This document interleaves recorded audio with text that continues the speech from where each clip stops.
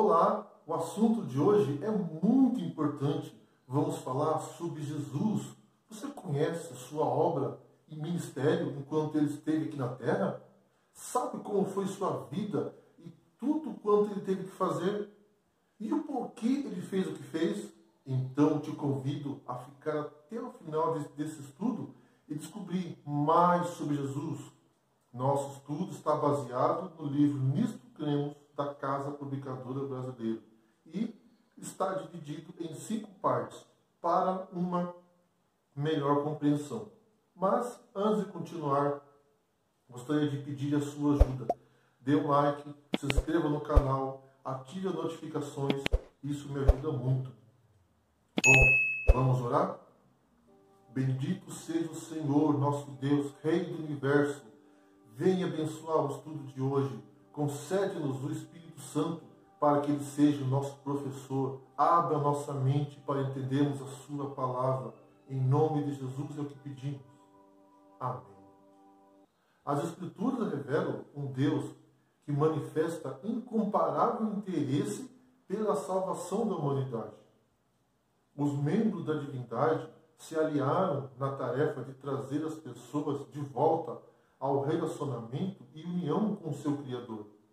Jesus enalteceu o Redentor amor divino, dizendo, vamos ler o que está escrito em João 3,16? Porque Deus amou o mundo de tal maneira que deu seu Filho unigênito para que todo que nele crê não pereça, mas tenha a vida eterna. Quando Adão e Eva pecaram, Deus tomou a iniciativa de ir procurá-los. Ocupado par, ouvindo a voz do seu Criador, não se sentiu feliz com a perspectiva de encontrá-lo, conforme havia ocorrido antes. Pelo contrário, eles correram, se esconderam. Ainda assim, porém, Deus não os abandonou, foi atrás, correu, persistentemente chamando-os. Onde vocês estão? Com profunda tristeza, Deus teve de expor as consequências da desobediência de Adão e Eva. As dores, as dificuldades que eles encontrariam pela frente. Em virtude do pecado, a transgressão da lei de Deus, a humanidade defrontou com a morte. Gênesis 2:17, 3:19, 1 João 3:4 e Romanos 6:23. A lei divina demandava a vida do transgressor. Em meio à situação de completa desesperança em que eles se achavam naquele momento, Deus lhes expôs um maravilhoso plano que lhes garantiria a vitória final sobre o pecado e a morte. Mas, em seu amor infinito, Deus ofereceu o seu Filho para que todo que nele crê não pereça, mas tenha a vida eterna. João 3,16. Que incompreensível ato de condescendência! Deus, o Filho eterno, dispôs-se a pagar vicariamente a penalidade do pecado, de forma a poder-nos prover o perdão e a reconciliação junto à divindade. Parte 1. O plano de Deus. O plano de Deus para resgatar aqueles que se haviam desviado de seu conselho, plenamente sábio, demonstrou convincentemente seu amor. De acordo com esse plano, seu Filho foi determinado antes da fundação do mundo, como o sacrifício pelo pecado e a esperança da queda da raça humana. 1 Pedro 1, 19 e 20. Ele recebeu a incumbência de nos trazer de volta a Deus e de providenciar a libertação do pecado pela destruição das obras do mal. 1 João 3, 8. O pecado apartara Adão e Eva da fonte de vida e deveria ter causado sua morte imediata.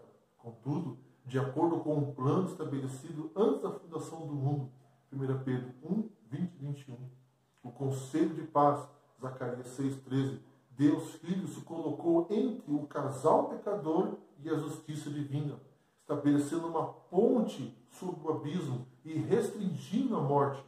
Consequentemente, merecemos o desprazer de Deus, que é um fogo consumidor contra o pecado. Hebreus 12, 29. A solene verdade é que todos pecaram. Romanos 3, 23. Todos são, por natureza, filhos da ira. Efésios 2, 3. E sujeito à morte, pois o salário do pecado é a morte. Romanos 6, 23. após o surgimento do pecado, Deus instituiu na terra sacrifícios de animais com o objetivo de ilustrar a missão do Salvador vindouro. Gênesis 4, versículo 4. Esse sistema simbólico dramatizava a maneira pela qual o Filho de Deus haveria de erradicar o pecado. Depois da saída dos israelitas do Egito, o sistema sacrificial passou a ser conduzido em um tabernáculo como parte do relacionamento de concerto estabelecido entre Deus e seu povo. Tratava-se de uma forma pesarosa de expressar a esperança, mas este era o único caminho pelo qual o pecador podia expressar sua fé. Construído por Moisés, de acordo com o modelo celestial, o santuário e seus serviços foram instituídos com o objetivo de ilustrar o plano da salvação. Êxodo 25, 8, 9 e 40. Não podemos salvar a nós próprios de Satanás, nem do pecado, nem do sofrimento, nem da morte. Nossa justiça nada mais é do que trapo de imundícia. Isaías 64, versículo 6. Parte 2, salvação pela graça. Mas Deus, sendo rico em misericórdia, por causa do grande amor com que nos amou, estando nós mortos em nossos delitos, nos deu vida juntamente com Cristo, porque pela graça sois salvos, mediante a fé, e isso não vem de vós, é dom de Deus, não de obras, para que ninguém se glorie. Efésios 2, versículo 4, 5, 8 e o 9. A Escritura identifica esse ato de Deus se manifestar em carne como o mistério da piedade. 1 Timóteo 3,16. O Criador dos mundos, aquele em quem habita a plenitude da divindade, veio a se tornar um indefeso bebê na manjedoura. Isaías profetizara que o Salvador vindouro nasceria como criança do sexo masculino e teria em si tanto a natureza divina quanto a humana. Isaías 9, 6. Esse Redentor haveria de ocupar o trono de Davi e estabelecer um sempiterno governo de paz. Isaías 9, 7. Belém Efrata seria o local do seu nascimento. Miqueias 5, versículo 2. O nascimento desse ser divino humano seria sobrenatural.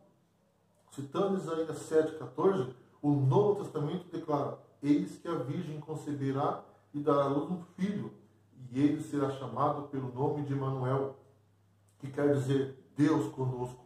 Mateus 1, 23.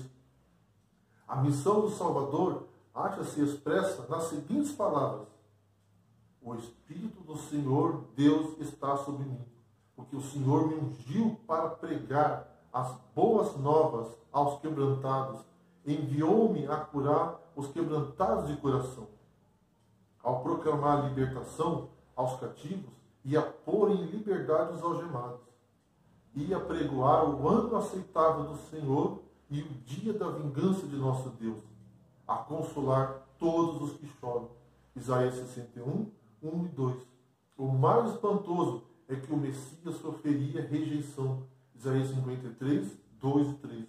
Um de seus mais íntimos amigos haveria de traí-lo. Salmo 41, 9, em troca de 30 peças de prata. Zacarias 11, 12.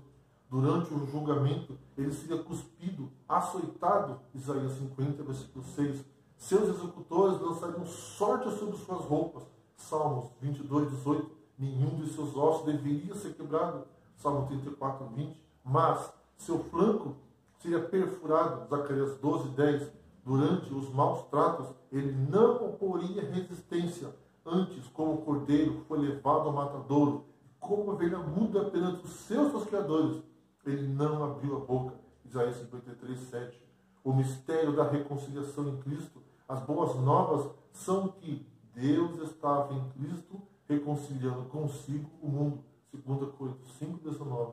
Essa reconciliação restaura o relacionamento entre Deus e a raça humana. Cristo reconciliou a humanidade com Deus.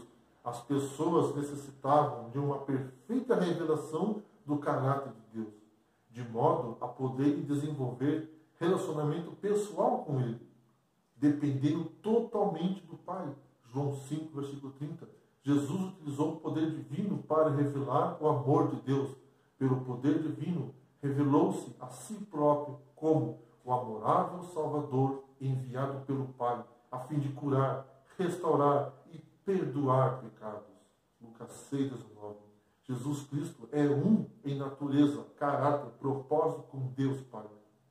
Em seu ministério pelos outros, ele revelou compaixão, justificada ira e tristeza. Por vezes ele se sentiu perturbado e cheio de tristeza, tendo até mesmo chorado. Orou com forte clamor e lágrimas, chegando em uma ocasião a transpirar gotas de sangue. Sua vida de oração demonstrou a mais completa dependência do Pai. Jesus experimentou a morte, ressuscitou, não como um espírito, mas apresentando um corpo. O fato de ter Cristo sido tentado em todas as coisas, a nossa semelhança. Hebreus 4, versículo 15. Mostra que ele compartilhou a humanidade. Tentações e a possibilidade de pecar foram muito reais para Cristo. Se ele não houvesse tido a possibilidade de pecar, não teria sido humano e nem poderia constituir nosso exemplo. Cristo assumiu a natureza humana com todas as obrigações, inclusive a possibilidade de ser subjugado pela tentação. Nos sucessivos encontros que manteve com a tentação, Jesus sempre demonstrou sua mais completa sujeição a Deus. Pela contínua dependência em relação ao divino poder, resistiu às mais ferozes tentações, mesmo sendo ele plenamente humano. A vitória obtida por Cristo sobre a tentação o habilitou a simpatizar com a fraqueza humana. Nossa vitória sobre a tentação nos advém quando nos mantemos dependentes dele. Deus é fiel e não permitirá que sejais tentados além das vossas forças. Pelo contrário, juntamente com a tentação, vós proverá livramento, de sorte que a possais suportar. 1 Coríntios 10, 13. A fim de se tornar-se o sumo sacerdote da raça humana, na qualidade de Messias, Jesus deveria ocupar a posição de sumo sacerdote ou mediador entre Deus e o ser humano. Zacarias 6, 13 e Hebreus 4, 14 até o 16. Vamos ler Hebreus capítulo 12, versículo 2 e 3? Olhando firmemente para o autor e consumador da fé, Jesus, o qual, em troca de alegria que lhe estava proposta, suportou a cruz, não fazendo caso da ignomínia, e está sentado à destra do trono de Deus. Considerai, pois, atentamente aquele que suportou tamanha oposição dos pecadores contra si mesmo, para que não vos fadigueis, desmaiando em vossa alma. Percebamos assim que durante seu ministério terrestre, Jesus desempenhou tanto o papel de sacerdote quanto de oferta. Sua morte na cruz constituía parte de sua obra sacerdotal. Após o sacrifício do Gólgota, sua intercessão sacerdotal centralizou-se no santuário celestial. O ministério sacerdotal que Jesus começara na terra é completado no céu. Sua humilhação sobre a terra, na qualidade de servo sofredor de Deus, qualificou-o para ser nosso sumo sacerdote no céu. Hebreus capítulo 2, versículo 17 e 18. A intercessão de Cristo oferece encorajamento a seu povo. Ele é apto para salvar totalmente os que por ele se chegam a Deus, vivendo sempre para interceder por eles. Hebreus 7, 25. Em virtude de Jesus exercer mediação em favor de seu povo, todas as acusações de Satanás perderam sua base legal. 1 João 2, versículo 1. Parte 3. O Cordeiro de Deus. Quando Jesus Cristo, o verdadeiro Cordeiro de Deus, foi sacrificado no Calvário como resgate de nossos pecados. 1 Pedro 1,19. O tipo encontrou o antítipo e a sombra se converteu em realidade. O serviço do santuário terrestre não mais se fazia necessário.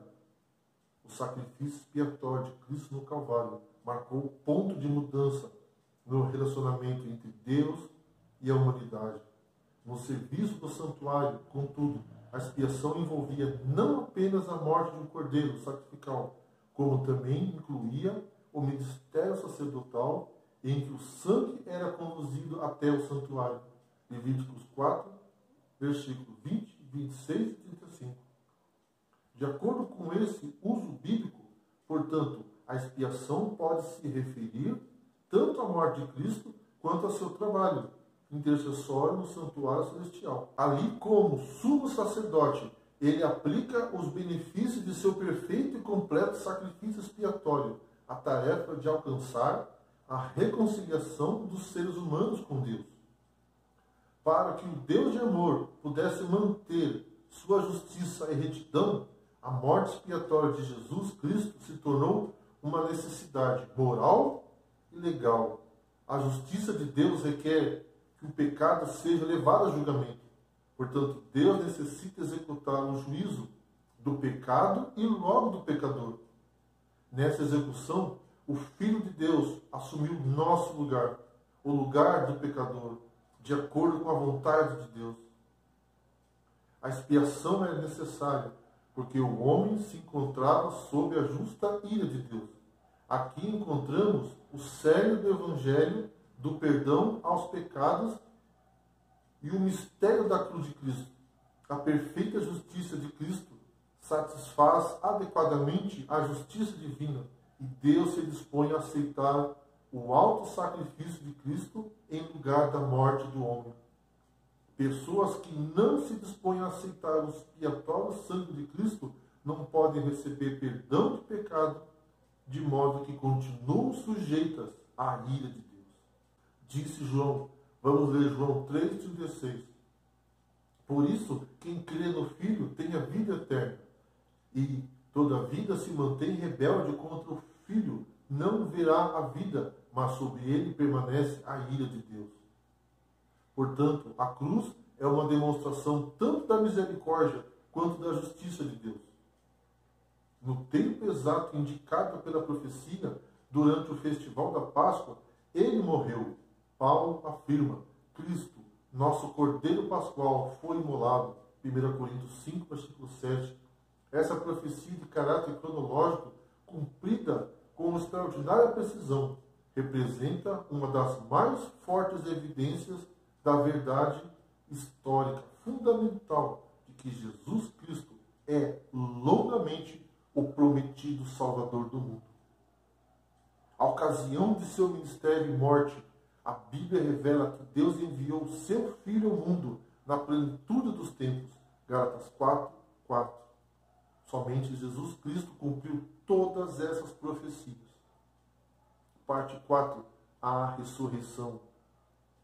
A Bíblia predisse não apenas a morte do Salvador, como também sua ressurreição. Davi profetizou que seu corpo não seria deixado na morte e nem mesmo experimentaria corrupção. Salmos 16, versículo 10. Embora Cristo tenha antes ressuscitado outros da morte, como a gente vê lá em Marcos 5,35, Lucas 7, versículo 11 e João capítulo 11. Sua própria ressurreição demonstrou poder subjacente à sua pretensão de ser o Salvador do mundo. Eu sou a ressurreição e a vida. Quem crê em mim, ainda que morra, viverá. E todo que vive e crê em mim não morrerá eternamente. João 11, 25 e 26. Depois da própria ressurreição, Cristo proclamou, não temas, eu sou o primeiro e o último, aquele que vive. Estive morto, mas eis que estou vivo pelo século dos séculos e tenho as chaves da morte e do inferno. Apocalipse capítulo 1, versículo 17 e 18. Parte 5. Gratidão. Jesus desenvolveu uma vida pura, santa e cheia de amor ao repousar inteiramente em Deus. Essa vida preciosa ele compartilha como um dom com todos os pecadores arrependidos. Seu caráter perfeito é retratado como as vestes festivais, Mateus 22, 11, ou como manto de justiça, Isaías 61, 10, que ele oferece para cobrir os imundos trapos simbolizados pelas tentativas humanas em alcançar a justificação. Isaías 64, 6. A despeito de nossa corrupção humana, quando nos submetemos a Cristo, nosso coração se une ao seu coração, nossa vontade emerge em sua vontade, nossa mente se torna uma com sua mente, nossos pensamentos são levados cativos a ele, vivemos sua vida, somos cobertos com o seu manto de justiça. Quando Deus contempla um crente e penitente e pecador, ele não vê a nudez e deformidade do pecado, e sim o manto da justiça, formado pela perfeita obediência de Cristo à sua santa lei. Ninguém pode ser verdadeiramente justo se não estiver sob a proteção desse manto. O ministério atual de Cristo acha-se enraizado em sua morte e ressurreição. Embora o sacrifício expiatório de Cristo fosse suficiente e completo, sem a ressurreição, não poderíamos ter a certeza de que Cristo havia concluído vitoriosamente sua divina missão sobre a terra. Somos conduzidos a um relacionamento mais profundo com Deus, quando experimentamos sua graça, a qual nos oferece a perfeita vida de obediência de Cristo, sua justiça e sua morte expiatória como dons, gratidão, louvor, regozijo se manifestam, a obediência se torna um deleite, o estudo de sua palavra um genuíno prazer, e a mente estará sempre disposta a constituir um lugar de habitação do Espírito Santo. Quanto mais entendermos a graça de Deus à luz do Calvário, menos lugar encontraremos para a nossa própria justiça e melhor perceberemos quão abençoados somos. O reino da glória será estabelecido mediante eventos cataclísmicos quando do retorno de Cristo. Mateus 24, 27, 30, 31 e 25, 31 e 32. Em seguida, ao julgamento, quando a obra mediatória do Filho do Homem no santuário celestial houver terminado, o ancião de dias, Deus Pai, lhe entregará o domínio e a glória e o reino. Daniel 7, 9 e 14. Então o reino, o domínio e a majestade dos reinos debaixo de todo o céu estarão dados ao povo dos santos do Altíssimo. Aceitando a Jesus como nosso Salvador, tornamos-nos cidadãos do reino da graça hoje e nos tornaremos cidadãos do reino da glória em sua segunda vinda. Diante de nós se estende uma vida de ilimitadas possibilidades. A vida oferecida por Cristo não é uma vida cheia de fracasso e semeada de esperanças e sonhos irrealizáveis, mas uma vida de crescimento, um caminho de sucesso junto ao Salvador. É uma vida que revelará crescimento, amor genuíno, alegria, paz, longanimidade, benignidade, bondade, fidelidade, mansidão e domínio próprio. Gálatas 5, 22 e 23. Esses são os frutos do relacionamento que Jesus oferece a todos os que entregarem a vida a Ele. Quem é capaz de resistir a esse oferecimento? Vamos orar. Bendito és tu, eterno, nosso Deus, Rei do Universo. Queremos entregar nossas vidas a Ti. Queremos pôr a nossa vontade em Tuas mãos. Queremos andar em Seus caminhos, Senhor. Queremos nos submeter a Ti, para que a Tua mente, Senhor Deus, possa ser a nossa. A Sua vontade possa ser a nossa. Venha, Senhor Deus, reinar em nossas vidas. Venha, Senhor Deus, conceder o Teu Espírito Santo para que Ele habite em nossa vida e nos guie nesse mundo, Senhor Deus, até o Seu trono, onde vamos esperar o retorno de Ti sobre as nuvens do céu. Abençoe a cada pessoa que está assistindo esse vídeo. Que Teu Espírito Santo e essa mensagem alcance o coração de todos eles. Abençoe a todos nós. É o que te pedimos. Em nome de Jesus. Amém. Deus abençoe a cada um.